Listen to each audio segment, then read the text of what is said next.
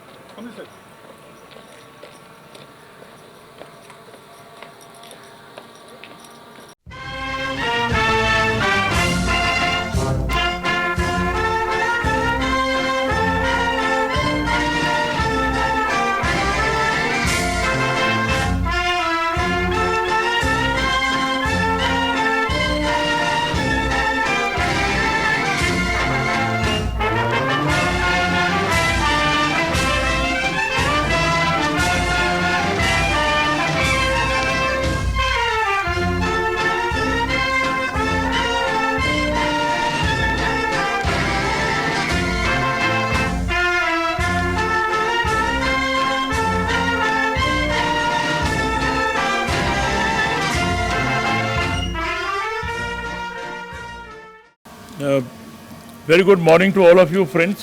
Namaskar, Vanakkam. I take a great delight in extending my heartiest congratulations to all of you on this great day when we are completing our 75th year of independence. We are entering into 76th year, and this has been a stupendous journey if you look at it. We have heard the tryst with the destiny that we had. On 15th August 47 we became independent, and at that time India thought, our population thought that we have become independent, there is a long way to go, what are we going to do? And the leaders worldwide, particularly Prime Minister Churchill said that India is a country which has great diversity. They have number of traditions, number of styles, number of conventions. They will not be able to stay united. It's just a matter of time. They are thinking they'll be able to run the show, but it will be an utter failure. And they thought that India will soon be divided into many parts, many different countries, states. But we proved them wrong. If you look at it, what we were in 47 and what we are now, it is through sheer dint of hard work that we have reached this stage. At that time, our per capita income was roughly 218 rupees, less than $3. And now our income is close to $2,000. And the way we have reached, our world share in the economy is about 3.48. Britishers ruled us. They looted, in fact, $45 trillion they had taken from our country. All valuables, including Kohinoor, was taken away. And they cut the fingers of our artisans so that the art, the great sides of the performing arts shall not grow in our country. And that ultimately would lead to the division in the country. But then what we did ultimately, everybody knows. In economy, what we have done, it's in everybody's knowledge. On international fronts, what we have done, General Vikram Singh, I'll be joining you in 2 minutes. So what we have done in our economy, everybody knows. The way we have grown, I will not dwell into that. You look at the food grains that we were having in 47, milk production we were having in 47. What we have now, it is a great journey. It's an amazing journey about which we should all be feeling very proud of this.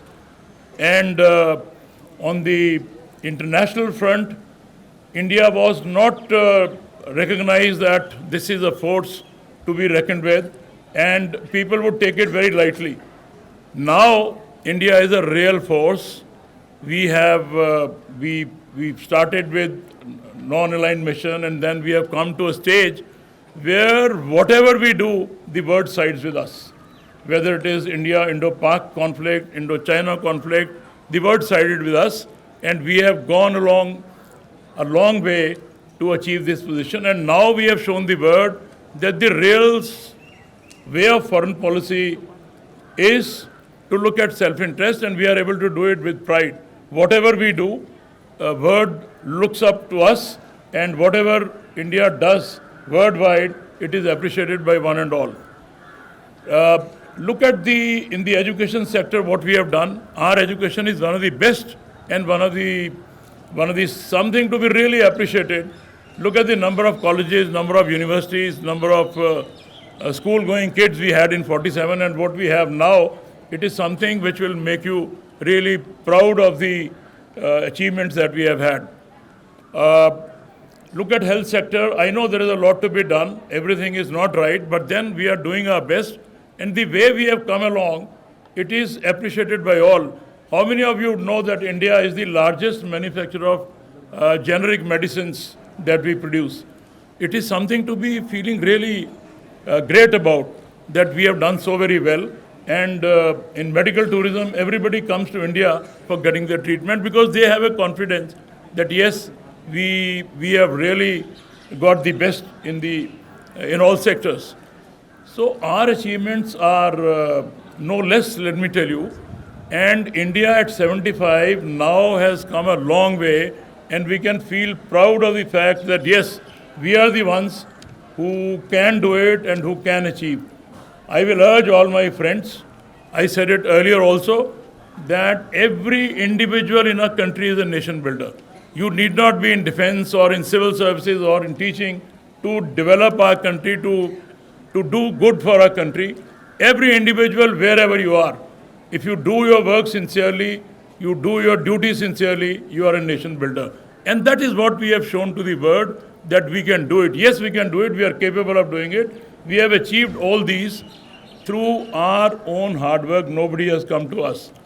And now, let me tell you, we had Jai Jawan, Jai Kisan, then Prime Minister Atal Bihari Vajpayee said Jai Vigyan, and now our Prime Minister has said Jai Anusandhan. Another link has been added to this, and this is that Anusandhan which is taking us all over, and the number of labs that we have earlier and what we have now.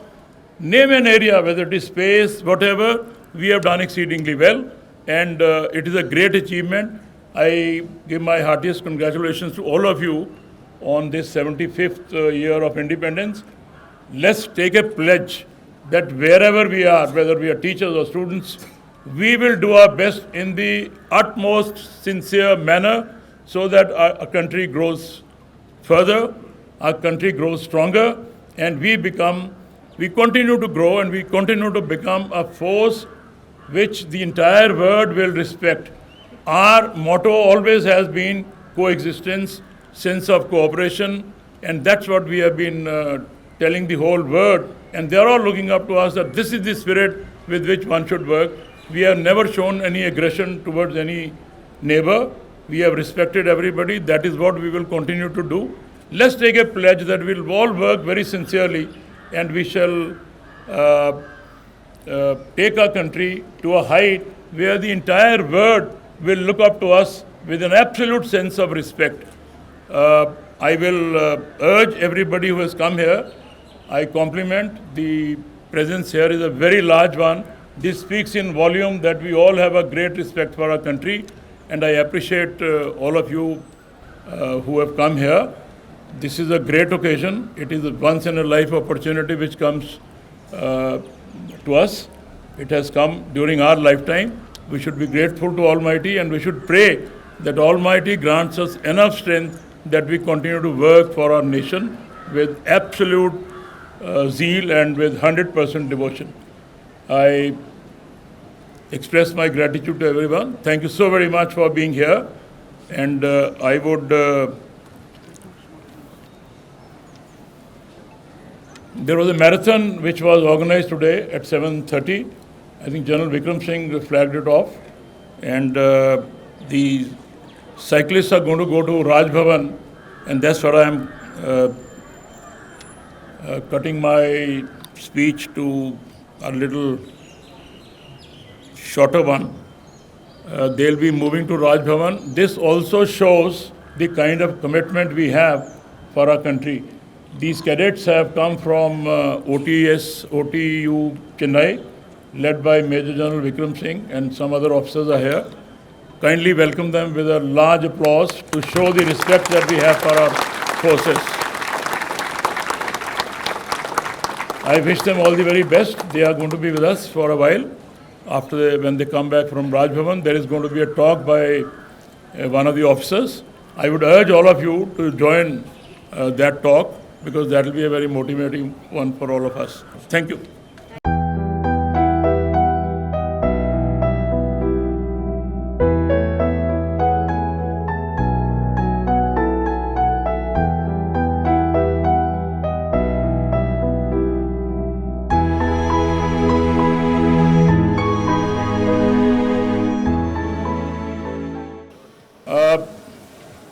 Thank you very much, as I said, for coming here, and let's have national anthem together. Let's sing loudly to show our sense of unity. Bharat! Sadat!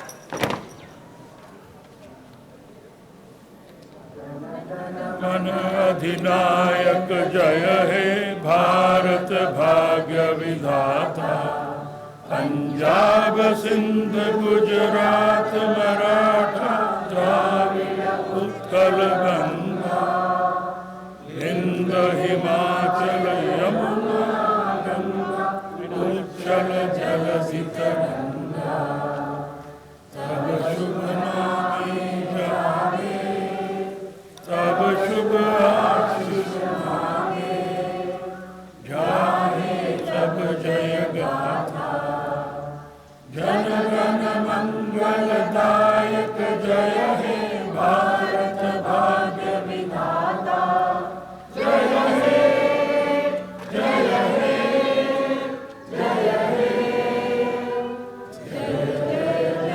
Jaya He Vande Vande Vande Bharat Mata Ki Jai Bharat Mata Ki Bharat Mata Ki Jai Hind Jai Hind Jai Hind. Thank you very much. Dhanyavad.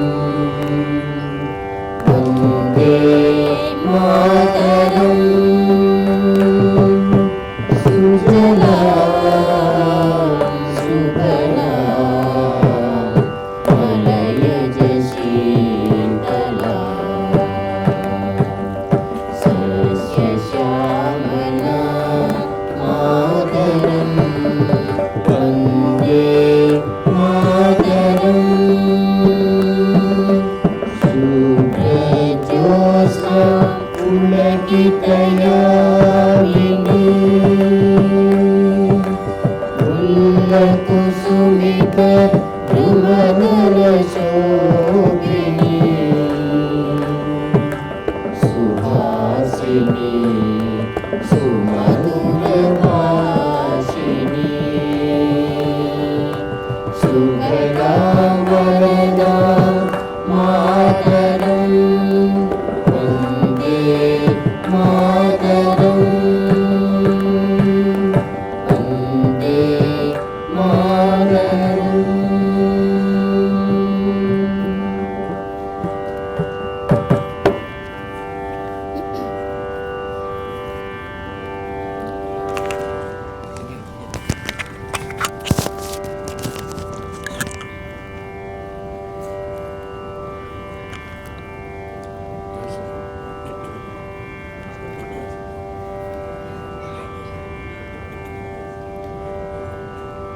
वैष्णव जन तो तेने कहिए, वैष्णव जन तो तेने कहिए, जे पीड़ पराई आने रे।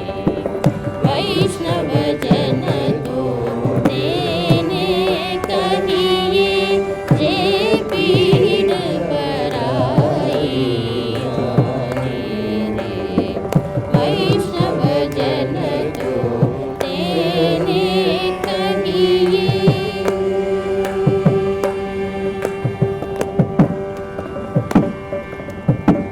पर दुखे उपकार कहे तो ये, पर दुखे उपकार कहे तो ये, मन अभिमान न आने रे। पर दुखे उपकार कहे तो ये, मन अभिमान न आने रे। वैष्णव जन तो तेने कहिए, जे पीड़ पराई जाने रे।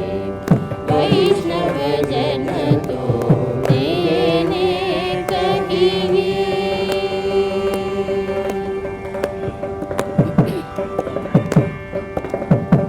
सकल लोक मां सगुने वंदे, सकल लोक मां सगुने वंदे। निंदा न करे के नीरे, सकल लोक मां सगुने वंदे। निंदा न करे के नीरे। वाच गाच मन निश्चल रागे, धनु धनु जननी तेनी रे। वाच गाच मन निश्चल रागे, धनु धनु जननी तेनी रे। वैष्णव जन तो तेने कहिए, जे पीड़ पराई जाने रे। वैष्णव जन तो तेने कहिए।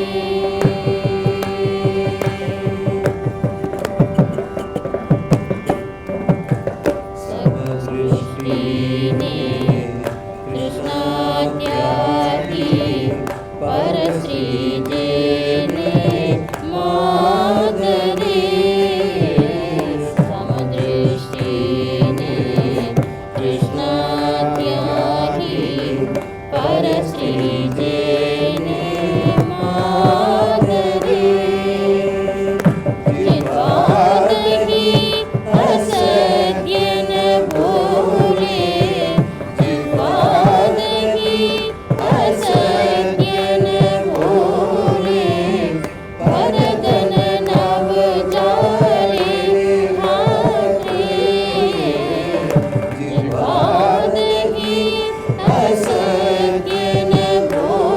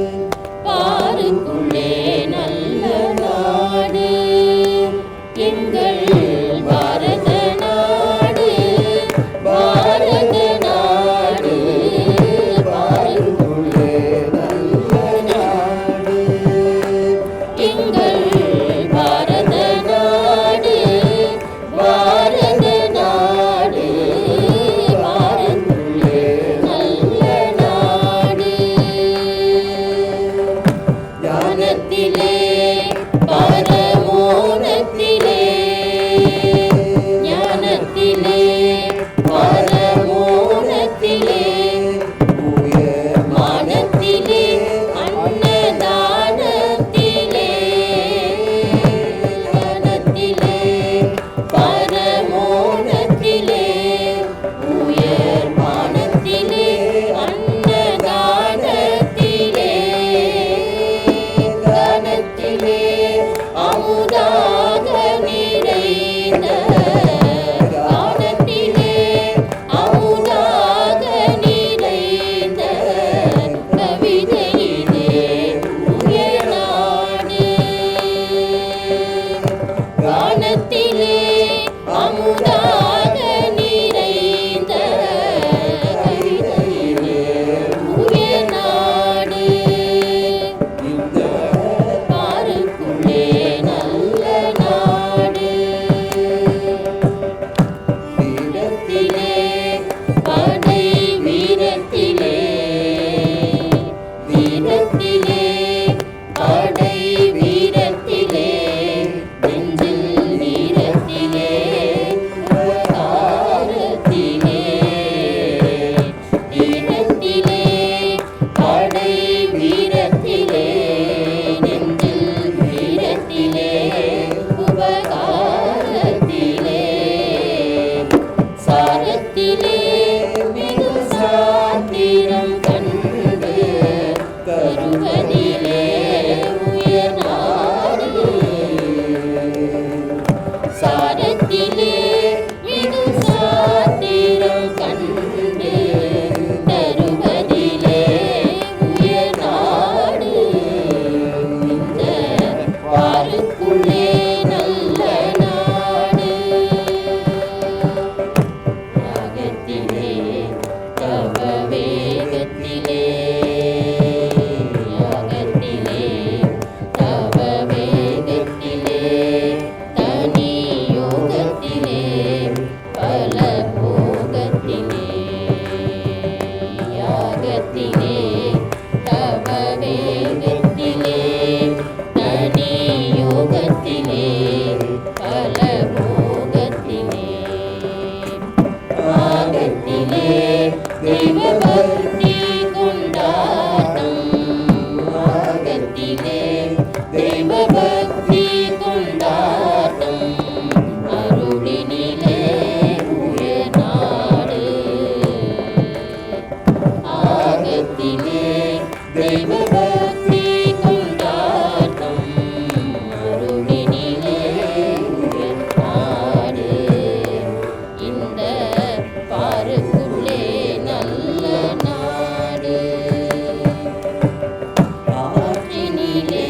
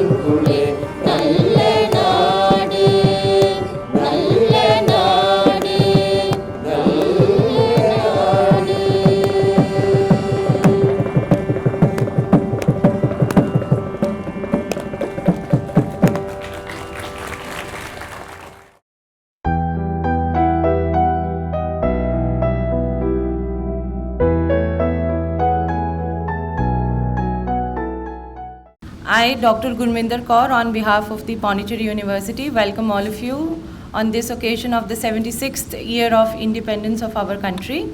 And thank you so much for taking so much interest in this special lecture. So first of all, I would request our Honorable VC Sir to please join us the dais. Along with him, I would request Director Studies, Director Culture and Cultural Affairs also to join. I also request Captain Aparna Rai to join the dignitaries on the dais, please. As the Nobel Prize winner Rabindranath Tagore rightly stated, where the mind is without fear and the head is held high, where knowledge is free, where the world has not been broken up into fragments by narrow domestic walls, where words come out from the depth of truth, where tireless striving stretches its arms towards perfection, where the clear stream of reason has not lost its way into the dreary desert sand of dead habit, where the mind is led forward by thee into ever-widening thought and action, into that heaven of freedom, my Father, let my country awake. So in the spirit of desire to seek freedom and in the spirit of understanding the value of freedom, we are all here today celebrating this momentous occasion of 75 years of India's independence. The Azadi Ka Amrit Mahotsav is an initiative by the Government of India to celebrate and commemorate 75 years of independence and the glorious history of its people, culture and achievements. Keeping up with the spirit of Azadi Ka Amrit Mahotsav, the Pondicherry University has been zestfully conducting numerous activities not only in its Puducherry campus but also in all of the 5 satellite campuses along with various affiliated colleges. Ranging from symposia to faculty development programs, different schools of the university have been on the front foot. Marking the Azadi Ka Amrit Mahotsav, the PU celebrated Har Ghar Tiranga with fervor and endearment. A total of 1,000 flags were distributed by the university to its staff members across all the locations. On 13th August, our esteemed Vice-Chancellor, Professor Gurmeet Singh ji, hoisted the national flag at the terrace of the administrative block of Pondicherry University as a part of Azadi Ka Amrit Mahotsav, Har Ghar Tiranga celebrations. Sir also hoisted the national flag at his residence that morning. It was followed by hoisting of the national flag atop 14 buildings in the university campus on flagpole height 10 feet above the building terrace level that included various departments and hostels. Also, the national flag was hoisted at 4 locations on flagpole height 20 feet above the ground level. The staffs and students of the PU were also motivated by the Office of the Dean, Students' Welfare, to be a part of the digital pinning of national flag on harghartiranga.com.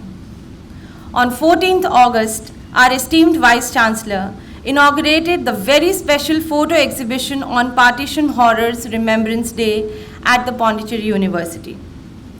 Widespread celebrations from 12th to 15th of August have been carried out in various schools and departments to mark this momentous occasion.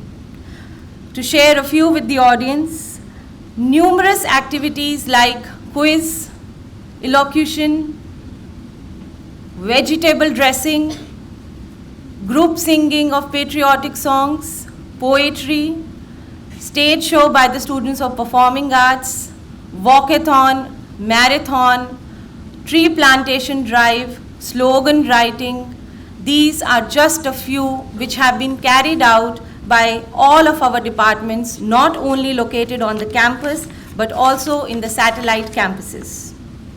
The celebrations today have been marked by the Independence Day run Har Ghar Tiranga 2022 that was inaugurated by our Honorable Vice-Chancellor and Major General Vikram Kumar, Deputy Commandant and Chief Instructor of Officers Training Academy, Chennai. Ladies and gentlemen, this was a brief report of the programs that have been conducted, keeping up the spirit of the Azadi Ka Amrit Mahotsav. Now, I request our Vice-Chancellor, Sir, to release a book titled Business Management, authored by one of our faculty members, Dr. Ajita Narendran from Andaman and Nicobar Islands. Specifically, she belongs to the remote island of Mayabindur. This endeavor of our esteemed VC is a pure sign of motivation to the islanders, whether they are students or teachers, to stay connected with the mainstream of the education system. The released copy of the same will be released by Shri Rajkumarji, who is the nodal officer for Andaman and Nicobar Islands. Please join your hands together. This is a great achievement coming from a faculty member located at such a faraway distance.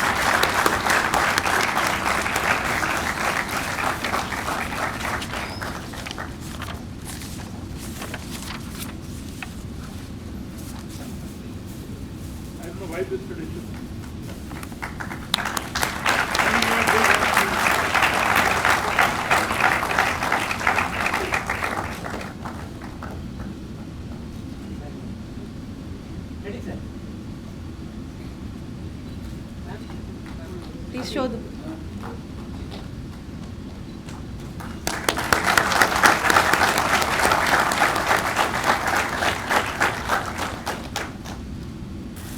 I now request once again our esteemed Vice-Chancellor, Sir, to felicitate the guest speaker for the day, Captain Aparna Rai, who is the Platoon Commander in the Officers Training Academy at Chennai.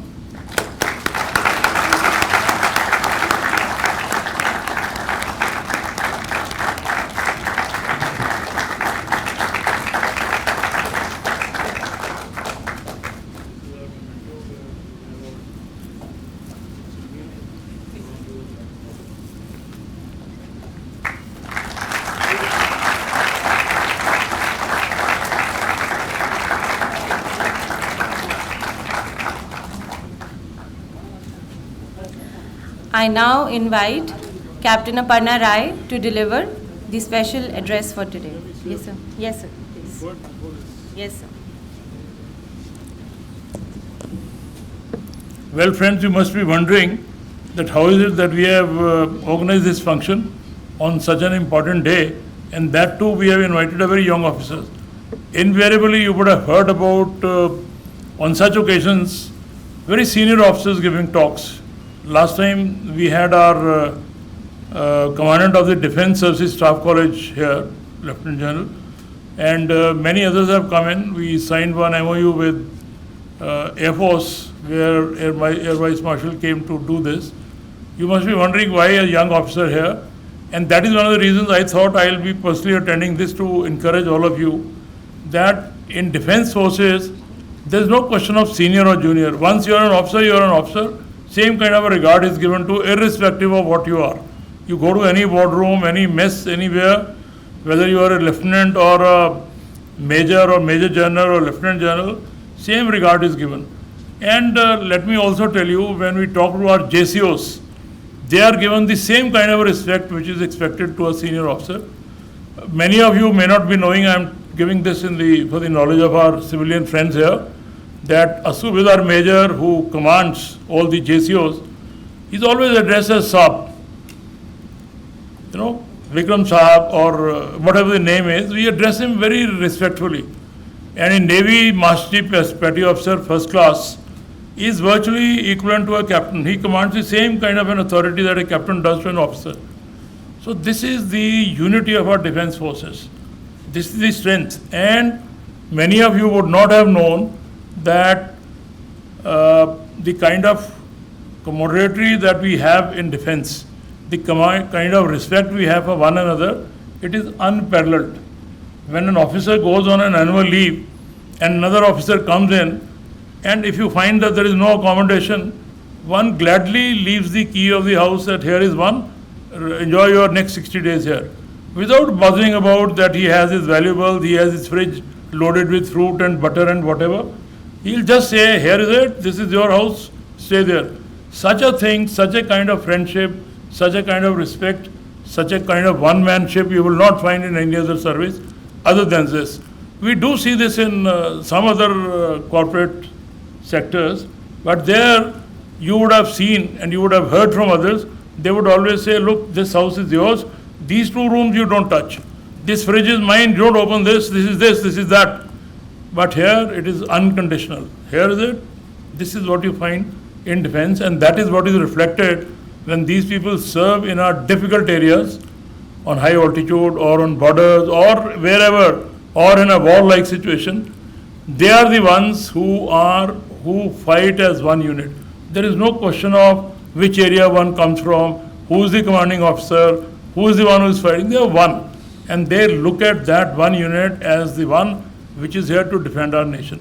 This is the spirit of our nation, and that's why we thought this is an important day, 75th year of our independence. Comes once in a lifetime, let me tell you. We are all very lucky that this day came during our lifetime. So we took this occasion, and our sports department, physical education department, organized a wonderful marathon in the morning at 7 o'clock, which was flagged off by Major General Vikram, and it was a very successful event, I was told. No better day would have been there than the one we decided to hold this on, and many other activities that our university had undertaken in very many departments, which you have heard from the report that has been read, would enthrall you by knowing that such an activity had been organized in Pondicherry University. This is the strength of our nation, let me tell you. We all celebrate as one unit, and that's what we thought we will present it to you.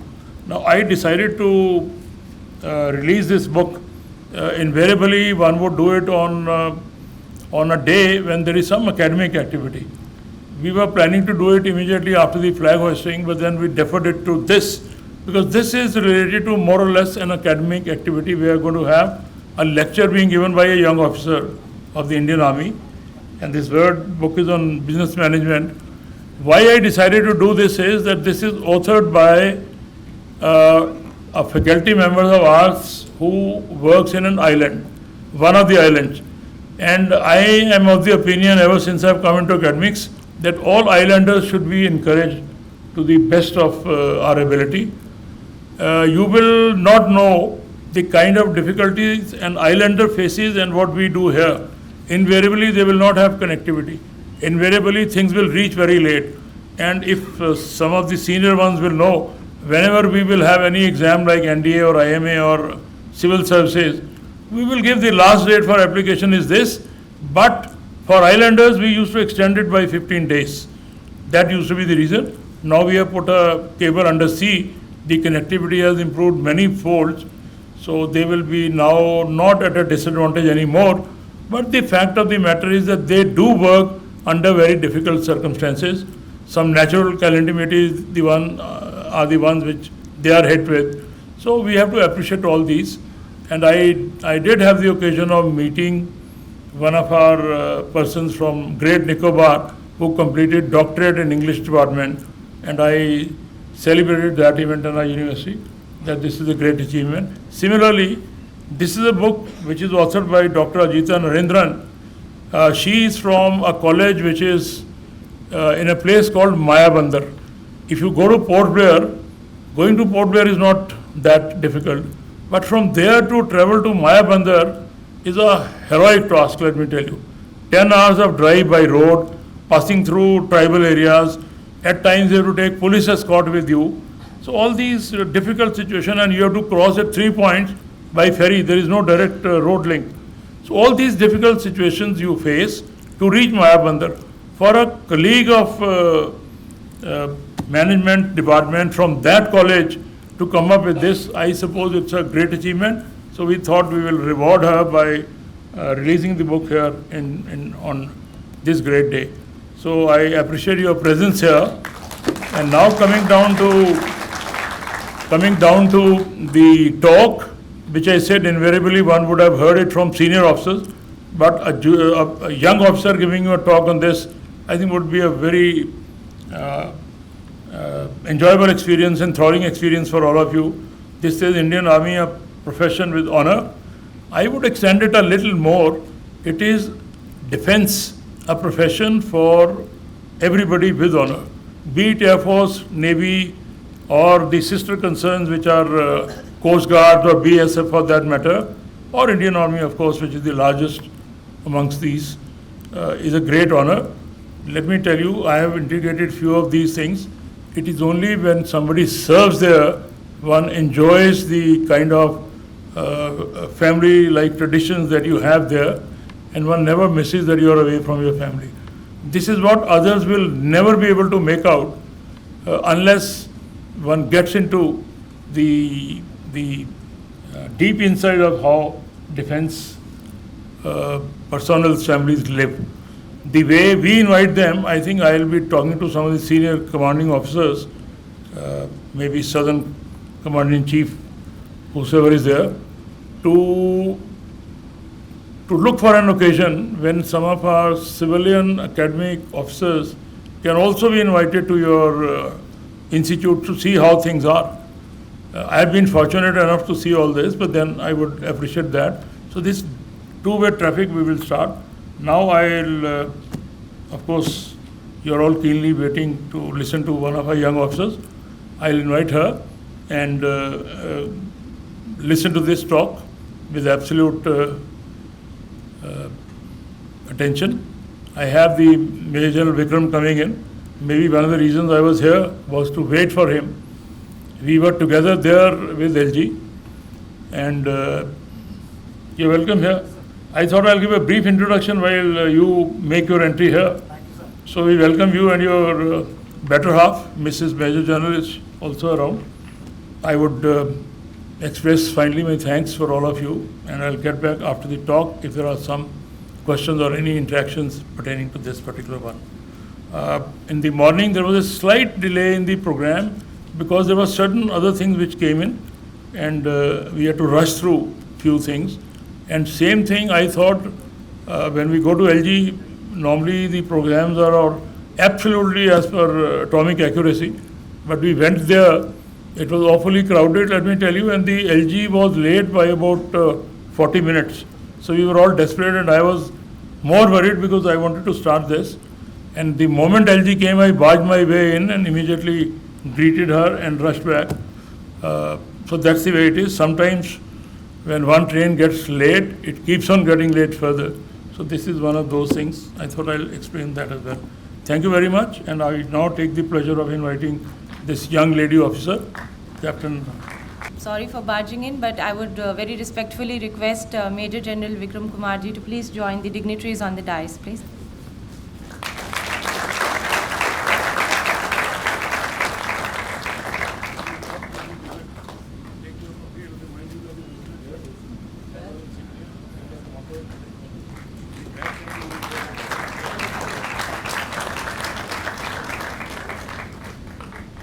Good afternoon, ladies and gentlemen. I'm Captain Aparna Rai, and I'm an instructor at the Officers Training Academy, Chennai.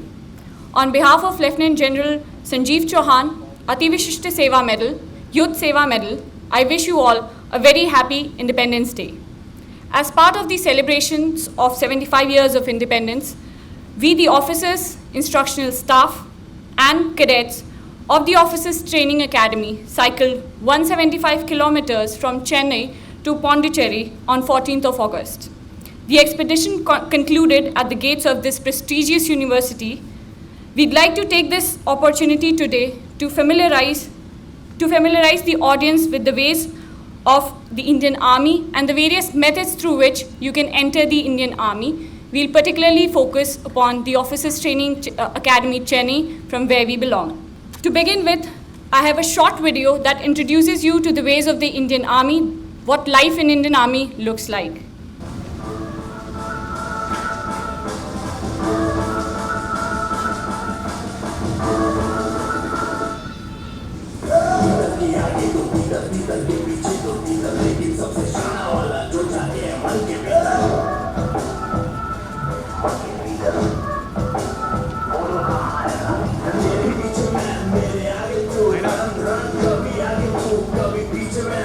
Fun.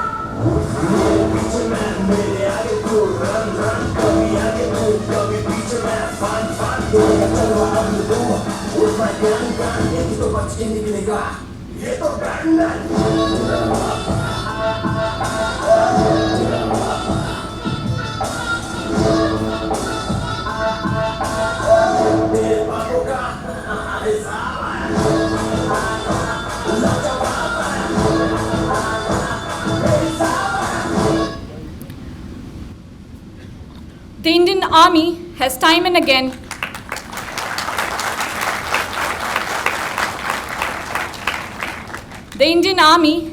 and again lived up to its tradition of valor, heroism, sacrifice, and fortitude. It stands vigil along the border, watchful, prepared for sacrifice so that the people of the country may live in peace and with honor. The Indian Army is that and much more. Ours is a unique organization where we get opportunities to pursue adventurous activities as part of the job.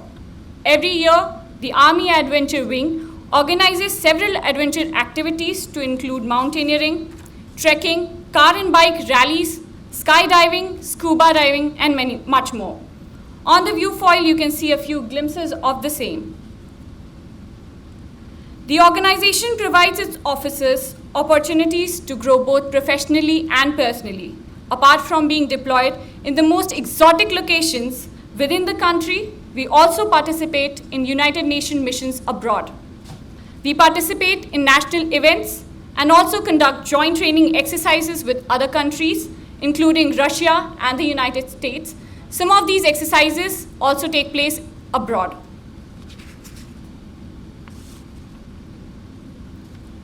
Apart from the main responsibility of defending the borders, we also assist the civil authorities whenever called upon to do so. As part of aid to civil authorities, we have time and again carried out massive rescue and relief operations, not just within the country, but also in the neighboring nations. Having introduced you to the various aspects of the Indian Army and to the life in Indian Army, I'd like to familiarize you with the various entries through which you can get into the Army as an officer. On the viewfoil, you can see the various schemes or entry schemes. Some of this might not pertain to you, since I believe most of you would be graduates or undergraduates, but the others are, and you may spread awareness about the same. The first is the NDA entry, which is for those who have just passed their intermediate. The age limit for the same is 16 to 19 years, and there is an NDA examination that is held, and after qualifying that examination, everybody, those who have qualified appear for SSB interview. After their SSB interview, once they get selected or get recommended, they join the National Defense Academy. After 3 years of training in National Defense Academy, they go and train in Indian Military Academy. The second entry is the technical entry scheme, again for 10+2. This is one of the schemes which are lesser known schemes. This is again for the students who have passed their class 12th. between 16 to 19 years of age, they only have SSB interview, and they, after 1 year basic military training at OTA Gaya, they move to different CTWs. The third is the technical graduate course. Those who have done their engineering degree or PG in notified discipline, they are eligible to appear for this entry. Their age limit is 20 to 27 years of age, and they again have to appear for an SSB interview only.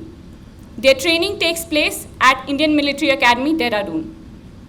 The university entry scheme for pre-final and final year students of engineering degree course, the age limit for pre-final year is 19 to 25 years, 18 to 24 years, and for those in the final year, it is 90 to 25 years. There is a campus interview conducted by the authorities, and thereafter the selected candidates go for SSB interview. The direct entry or the Indian Military Academy non-tech entry is for graduates who have to appear for a combined defense services examination that is conducted by UPSC. Thereafter, the selected candidates have to appear for SSB. Those selected through this entry train at the Indian Military Academy, Dehradun. After this comes the Short Service Commission. All the cadets, those who are present here, as well as those who are trained from the Officers Training Academy, are Short Service Commission officers. We have a service of 10 plus 4 years. After the end of 10th year, we have a board, and some of us get the opportunity to continue the service beyond 14 years based on the record of our service. The Officers Training Academy, Chennai is a unique institution, the only training academy that trains both men and women to become officers of the Indian Army. The Short Service Commission, that is for 10 plus 4 years, all the officers entering through various entries of Short Service Commission are trained at the OTA. The detail of these entries would be coming up further down in the presentation. With a short video, I'd like to show you the way of life inside the Officers Training Academy, how a cadet trains inside the Officers Training Academy.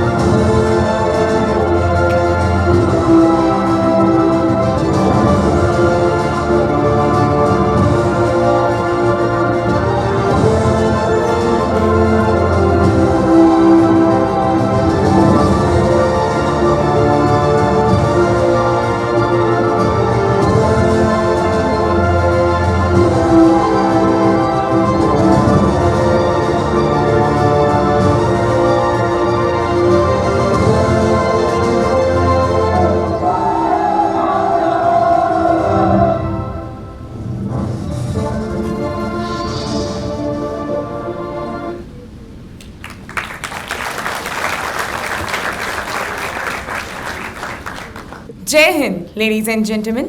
I, Junior Under Officer Shivani Singh. And I, General Cadet Sumit Singh Yadav. In the wake of Chinese aggression in October 1962, a national emergency was declared and 2 officers' training schools were established, one at Madras and another one at Pune in January 1963, to commission emergency commissioned officers to the Indian Army. The school at Pune was closed down on 9th May 1964, while the one at Madras continued to function, which soon became the Officers Training Academy, Chennai. These pictures take us down the memory lane showcasing the passing out parade at Officers Training School, Madras. On the view foil, on the right hand side, you can see the picture of the first batch of women trainees who were commissioned as Indian Army officers from the Officers Training Academy, Chennai in 1992. In 1992, Officers Training Academy, Chennai became the first and only pre-commissioning training academy to train and commission women officers in the Indian Army. Since then, a total of 2,719 women officers out of 29,956 Indian Army officers have been commissioned to serve the nation.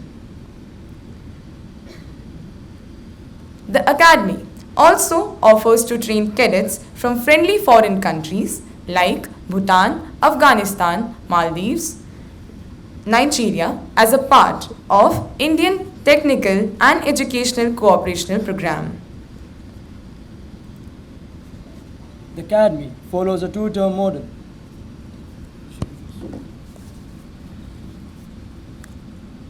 The Academy follows a two-term model comprising of 49 weeks, where the junior term is of 23 weeks, followed by a mid-term break of 3 weeks, then the senior and the final term of again 23 weeks.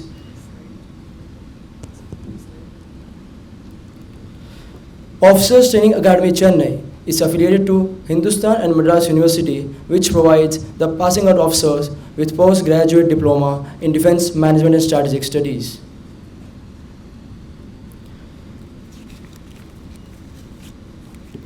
The training encompasses various physical tests as well as basic military tests.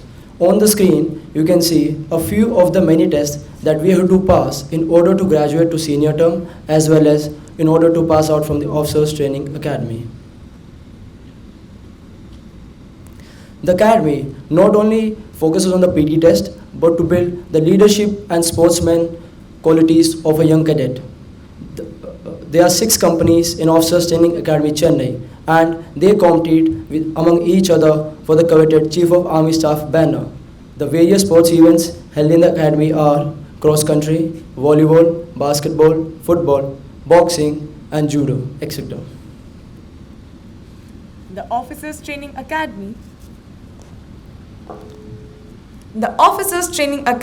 is equipped with world-class infrastructure like the drill square, which stands wide to inculcate discipline in the cadets, the indoor shooting range, we have a 500 meters outdoor shooting range, Olympic-sized swimming pool, and the equitation course.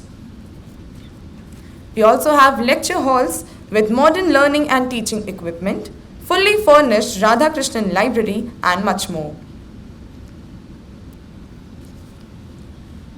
Officers Training Academy Chennai strives to produce well-read and tech-savvy officers. To cater to this, the officer cadets are provided with personal computers and various IT facilities. We have the Acharya Training Area, which has lanes of running tracks, PT infrastructure, enabling the cadets to work on their strength and stamina.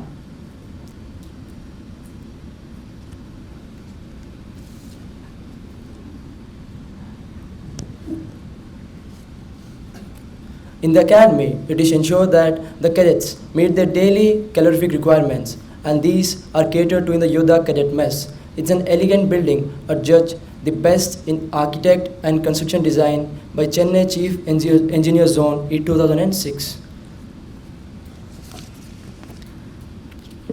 The officer cadets are housed in 6 blocks of modern accommodation, each occupied by one of the 6 companies in the academy. Each block is equipped with an anteroom and a mini gym.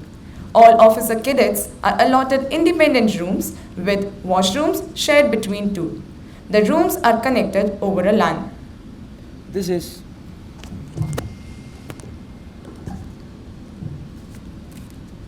This is the glimpse of the cadets. These rooms are fully furnished and are kept in top-notch condition by the cadets.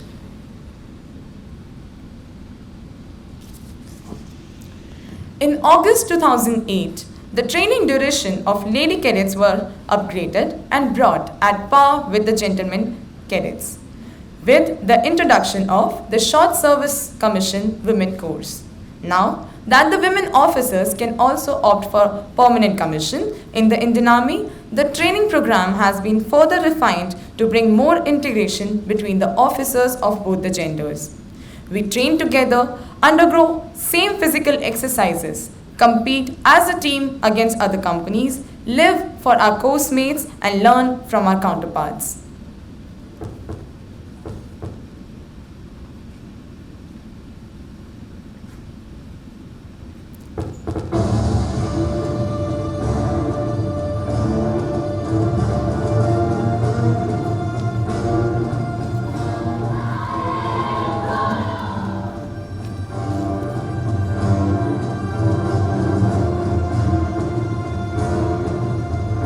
Started this inducting women into the army about early 90s. Earlier there were little apprehensions whether they would be able to cope with the workload and the demands of service life.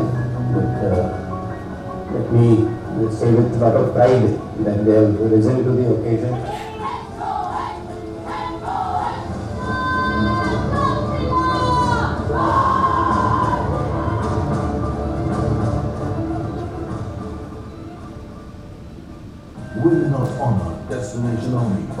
This short video was taken from the movie Women of Honor, which was shot by the National Geographic Channel.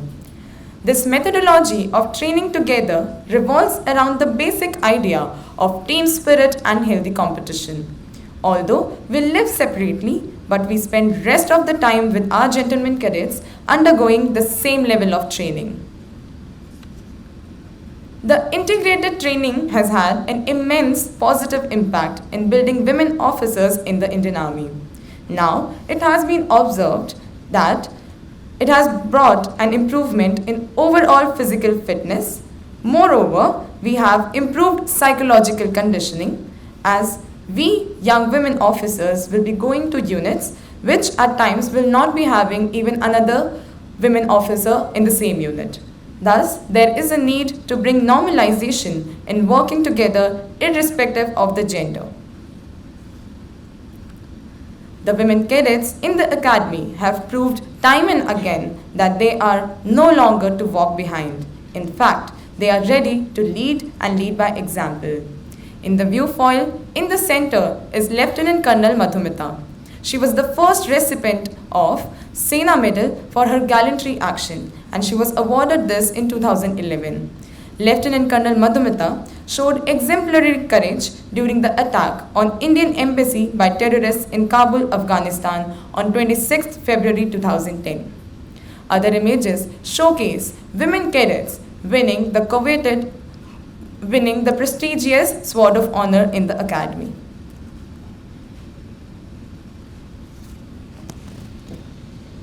The Indian Army offers the youth of this country to live a life less ordinary. In the academy, where famous quotes like "Ye dil mange more" become a part of your daily routine in the academy. The academy stands to fulfill the objective to build professionally competent and morally upright officers who are commissioned into Indian Army are committed to core values of duty, honor, and selfless service to the nation.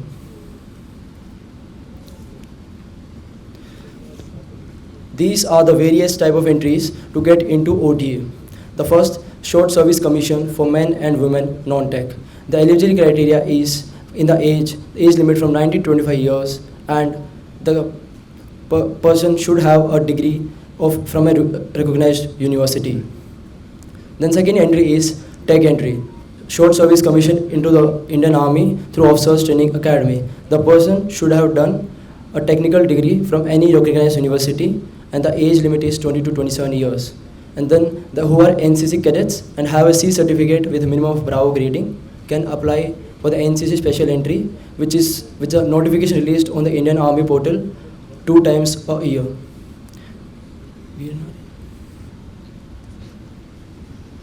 Apart from these entries, there is also Veer Nari entry scheme, which is specially for the women whose husbands laid off their lives serving the nation in the Indian Army.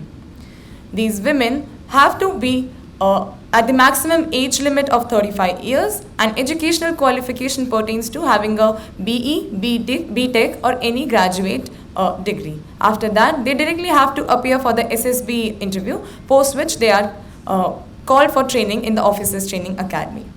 Ladies and gentlemen, now allow us to present before you a bird's eye view of our academy.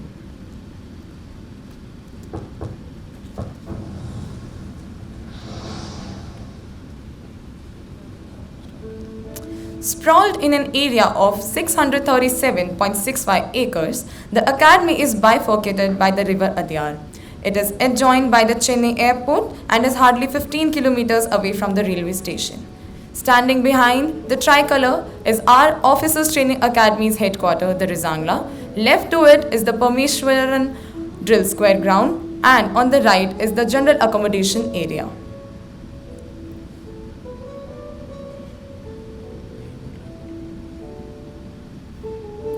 This is the Yodha Cadets Mess, which can accommodate up to 800 officer cadets at once. Behind this is the general accommodation area. The 6 companies reside there. This is the river Adyar, and the bridge leads to Acharya training area. The Acharya training area is named after Major Padmapani Acharya, who was awarded the Mahavir Chakra posthumously for his heroic and gallant actions in the 1999 Kargil War. The ATA encompasses various PT training facilities, sports fields, and tactical training area for military knowledge. As you can see on the view foil, this is a bird's eye view of the ATA.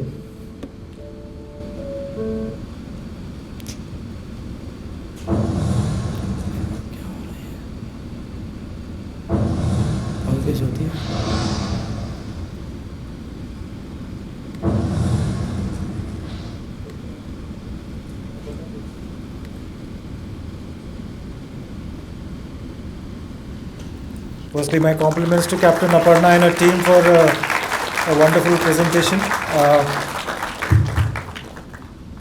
Ladies and gentlemen, especially the students sitting here, firstly, our heartiest gratitude to all of you for hosting us here at the Pondicherry University, and our compliments to you, to the Vice-Chancellor, and to you all in the manner in which you celebrated the culmination of the 75th year of independence. And gives us great pleasure to be amongst you all to share with you our experiences of what Indian Army is all about. Before we answer the question, let me tell you that Indian Army is not just a profession, it's a way of life. I have been 35 years in service, but I donned the uniform at the age of 16 and a half when I joined the National Defence Academy. And I'm a second generation army officer, so I know no other life other than the life in the uniform. And let me tell you that I feel much fortunate for having had that last 54 years of this life in uniform, especially as an officer of the Indian Army, because it offers you so much more than purely professional satisfaction. I always say that there are 3 aspects to any complete human being and a good national citizen, and that stands all the more specifically true for a soldier in the Indian Army. Those 4 aspects are, I would say, tez dimag, that's mental mobility; tandurust sharir, that's a physical fitness; uch prashikshan, that means well trained, and a sense of discipline. Because I always believe that a person who has a high sense of discipline is a person who has high self-respect. And if we are a group of self-respecting citizens of India, then nobody can hold our country back. So these are the 4 aspects of any individual's basic makeup of character, that is mental mobility, physical fitness, a high sense of professional competence in whatever profession he or she may be in, whether army soldier or a doctor or an engineer or an architect, whatever. So high standard of professional fitness, and last and not the least is the sense of self-discipline. So this is the Indian Army which inculcates each and every aspect of this into your way of life. And what could be a better profession to serve in, wherein the army pays you to be physically fit, it pays you to live an adventurous life. Most of us sitting here wouldn't have seen the northeast, south and west of the country, and all of us who are being my service and around, and these cadets, officer cadets who are here in their service time, they will probably go the length and breadth of this country and serve committed to the core military values of duty, honor and selfless service to the nation, and yet irrespective of as inhospitable and as torturous a terrain and the condition of operation that they are serving in, they'll serve it with a smile on their face. So very often when I interact with my civilian counterparts, or whenever I take them through my album of my stay in various places, they say, you guys are having a ball, you're sitting in the deserts and you're enjoying, you're sitting in the jungles of Arunachal Pradesh and you're enjoying, you're sitting at a high altitude of 18,000 feet and enjoying yourself. I said, that's what makes the Indian Army life less ordinary. We do our duty even to the extent of giving our ultimate sacrifice, and we enjoy our work as we live up to the expectations of a country which has invested time, money, emotions in us. So that is our commitment to the nation, that whatever the nation has committed in terms of resources, in terms of emotions, in terms of faith and trust, it is our duty to pay back in full and if not more. So with that, I'll invite my panel of officers onto the stage, and any questions that you all may have, whether related to the life in the Indian Army or the ways of getting into the Indian Army, or specifically about the Officer Training Academy, we'll attempt to answer. My name is Akash and I'm doing my semester from here only. So there is a big debate going around all over the country on Agniveer scheme. I don't want to touch the political side of it, okay? But I wanted to know how it's like, what's your take on this and how it's going to affect the Indian Army? Like, we know we are discussing about the point of view from the student's perspective, but no one is talking from the perspective of Indian Army. So I just wanted to know what you think about this, or what are your views? We have a deficiency of manpower, and everywhere in all organizations the structure is pyramidal. You need maximum manpower at the junior level, and as you grow senior, when from you get into supervisory roles and things like that, the number of people required are lesser and lesser. And hence, by fast tracking this, firstly due to the effect of COVID, last 2 years there's been no recruitment in the Indian Army, and that affects our overall strength. And like I said, the Agnipath scheme or the Agniveer scheme has two takeaways. It's not only a takeaway from the Indian Army wherein we will get those manpower which will fill the void that is there at the base level,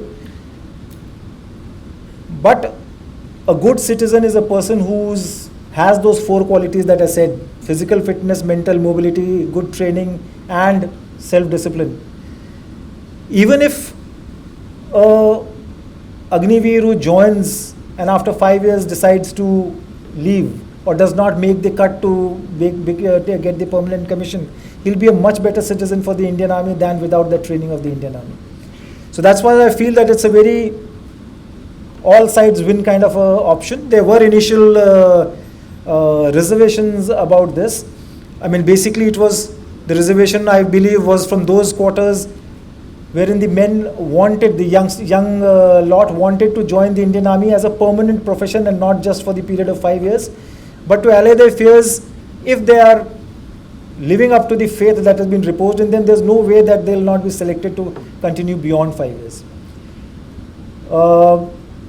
There will be certain challenges for us as far as the technical arms is concerned, because a person whom we train for 5 years and then he does not make the cut, but then we would much rather have a person continuing to serve the full term of service, a person who's totally committed, and because the men, the other than the officers, they go through this the psychological filtering.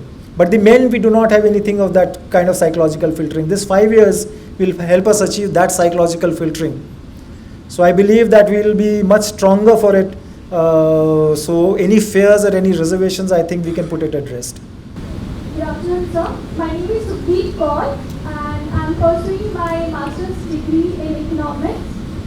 So I don't have any questions related with the Indian Army, but I have one question in my mind, that why the women cadets vacancy is very less for Indian Army as compared to the male cadets vacancy.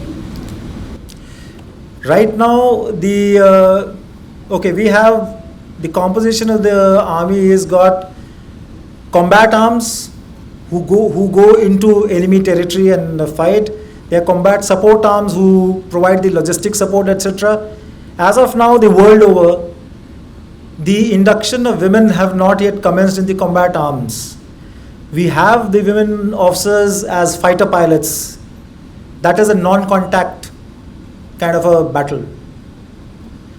We have the women officers manning the naval ships.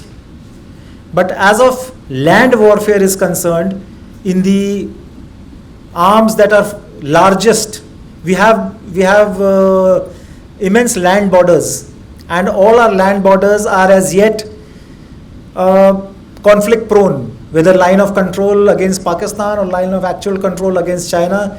These borders are conflict prone, so we have 24/7 deployment. So we are in active operations 24/7 right through the year. And the largest complement of the Indian Army are those arms of the Indian Army which are manning those borders, that is infantry, artillery, armored corps, that is tanks, and mechanized infantry. Now these are the largest complements of these are the fighting arms which go into the enemy territory to teach the enemy a lesson. As of now, we do not have women entering the combat arms. They are doing a wonderful job in the combat support services, manning the technical, being the technical hub of the corps, the services like the engineers, the signals, the electrical and mechanical engineers, etc. The day the decision is taken to induct women into the combat arms, I guess that gap in the ratio, that will also get over. As of now, we have about 433 odd cadets undergoing training at the academy, so the ratios are not that bad. Out of this 433, we have 120 odd women officers, women cadets. So yeah, it's fairly there, right? So if there are no further questions, once again, I thank you all, especially the Vice-Chancellor, sir, for giving us this opportunity, not only of interacting with you all, but also talking to you here. And we always we always conduct these exhibitions, etc., called Know Your Armies, wherein our civilian brethren are encouraged to come and see what we are all about, because too long we've been, in the earlier days, especially when I was a child, the cantonments were far away from the city, and it was always a system of us versus them. That invisible wall has to go down. The army is yours. It is of the people and for the people. So get to know your army, and like I said, it's a wonderful organization, and I consider myself fortunate to have been part of it. And any one of you who wants to be part of it, it will be our you will consider ourselves fortunate in guiding you to get into that. Thank you. Thank you so much to all the dignitaries from the OTA who have joined us today for such an informative session to our students, and also clarifying the concerns that general public usually has with regard to schemes which they are not very well versed with. It was very nice and very informative. The PPTs and the videos were very attractive, and I'm sure they have left a very positive impact on the students. I'm so glad to be a part of this event today, myself being a product of the Army Institute of Law. This feels like homecoming of some sorts. Yes, sir. So may I request the dignitaries to please join us back on the dais, please? Thank you. We have one more book release scheduled for this event today. This book is titled Media Vimarsh, Kannada Media Special Issue, which is edited by the head of the Department of Hindi, Professor C. Jayashankar Babuji. I would request our dignitaries, our VC sir and Major General Vikram Kumar to kindly release the book. Thank you.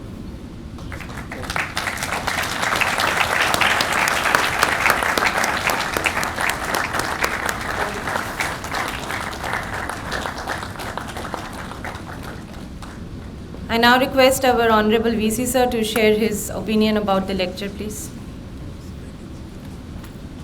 Thank you. You must be wondering why am I coming again and again. I heard General Vikram talking about and answering many of your questions. One question I would like to partially answer, why the number of women folk is less in our defense forces, not army, in general in all the forces. One of the reasons is that, everything evolves from our society. Our society is evolving. It is gradually evolving and the number is slowly growing again. Did you think of women fighting in the participating in the wrestling events 20 years back? No. But the way people have come up in Haryana and every village is participating very actively, it is the process of that evolution. Gradually we are evolving. And when we got independence, let me tell you, it was Indian Constitution which gave voting right to everybody. One day we were all on the other side, and 16th August 47, we were all having our voting rights, everybody. And this step that we took in a day, America took 150 years to have that. England took 110 years to have this kind of a thing. So therefore, everything evolves. And in our society also, 30 years back, if some family would say the lady will go into defense forces, they would shudder to think, oh, how lady will go into defense forces. So this is a process which has gradually grown, that yes, ladies are as good as anybody else is, and they can be equally participating in all the events. So this sense has now dawned upon every family that they are as good, and this is what has gone into our other sectors also. If you take the data 30 years back, we never had that many police officers. We never had that many police personnel from women folk into the police. We never had very movement in other areas like corporate sector.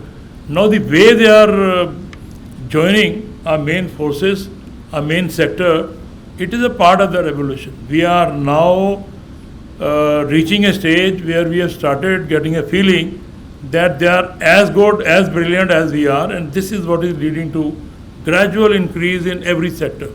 This will answer partially the question that General was trying to little hesitant in answering directly. They are going to be there. Then a question on Agniveer, or the new scheme that Government of India has launched. We all should be proud of this. Let me tell you, whether it's a permanent one or not, anybody, I am saying, any individual in our country who goes through the training and then spends, it was 5 years, then they raised it to 7, 10, now I think it's going to be 14. So those 10 or 14 years then one is going to be spending in whatever capacity in defense. Let me assure you, I can give an affidavit on that, that you will be a far better citizen of our country than anybody else for that matter. So this is what is important. It is not important whether you have a permanent job or not. What is important is that you are a cut above others, and that is what is needed for our society. Once you have that, there is no looking back for a country. And let me also assure you, every corporate sector has assured that once anybody goes through this, would be given preference in all kinds of jobs. This is going to change the scenario of our country. Therefore, don't have any reservations on Agnipath or Agniveer. It is going to be there. And the most remarkable thing that Indian Army or Defence Forces have done of late is that scheme, I am forgetting the name, Kranti lady, Veer Nari. Unimaginably brilliant scheme for the better halves of the officers who lose their life in battlefield or elsewhere, and they are being inducted into army. This is the best that could have been done to them. So this way our society is changing and our defense forces are also changing, and I'm sure in the days to come you will not have this regretful feeling that why the number is less. Number is growing. Yes, it will grow to the right level in due course of time. That's about it. And things are changing, let me tell you. I'll give you one more data before I wind it up. When we became independent, we used to have about roughly 2,000 deaths per lakh of births that we used to have. That has now gone to, you'll be surprised, less than 100. This is the way our society is evolving. We had 32 years at that time, the life expectancy, now it is 72 years. This is the way things are changing. Therefore, scenario in defense forces also will change.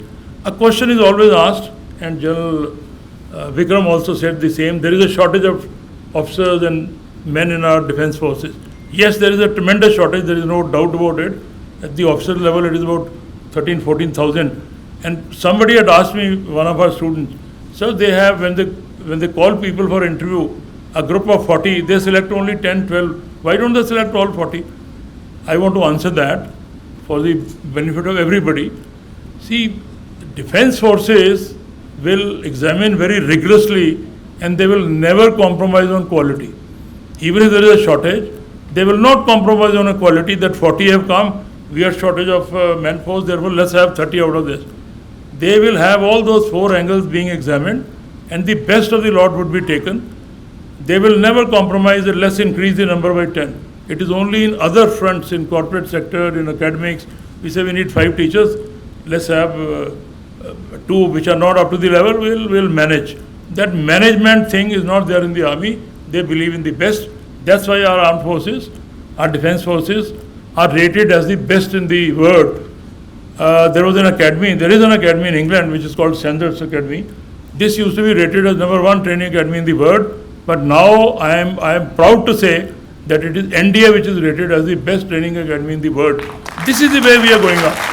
That is what is to be feeling proud of. And there is no, what OTA used to be OTU earlier on, the way they have come up, now we have a lot more respect for OTA. The way they are churning out the officers, I think it is something to be proud of. So I thought I'll share some of these feelings with you.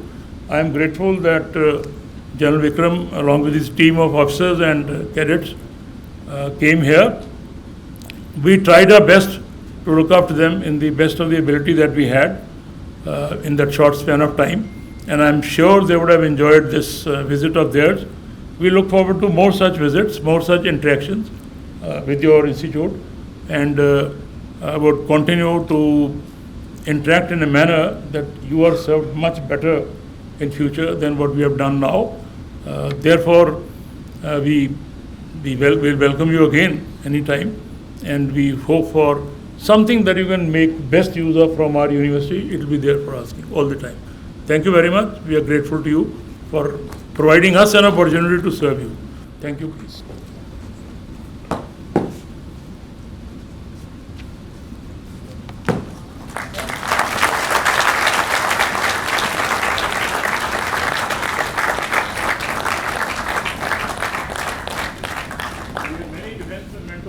So we have a small prize distribution also lined up. Can we go ahead with that, please? Sure. Thank you. So, ladies and gentlemen, after such, inspiring words, inspiring is the only word that comes to my mind, and so much of fervor, both from the men in the uniform and the one not in the uniform, but always batting for the forces, our VC sir.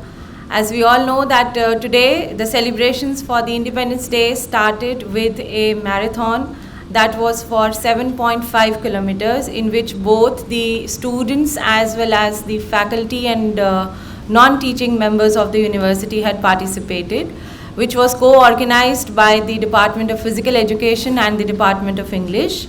And we have winners amongst all of them. 7.5 kilometers in Pondicherry heat is a strenuous activity for people who are not mostly very physically fit and not professionally into the sports. So now I would request the dignitaries on the dais to kindly give away the prizes as I call the winners one by one. Starting with our faculty members, amongst the women category, Dr. Rekha, who is an associate professor in the Department of Library and Information Sciences, got the 3rd spot.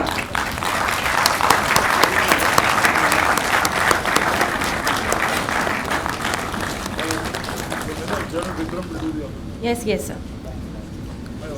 I request Major General Vikram Kumar to do the honors, please. Madam. Please come.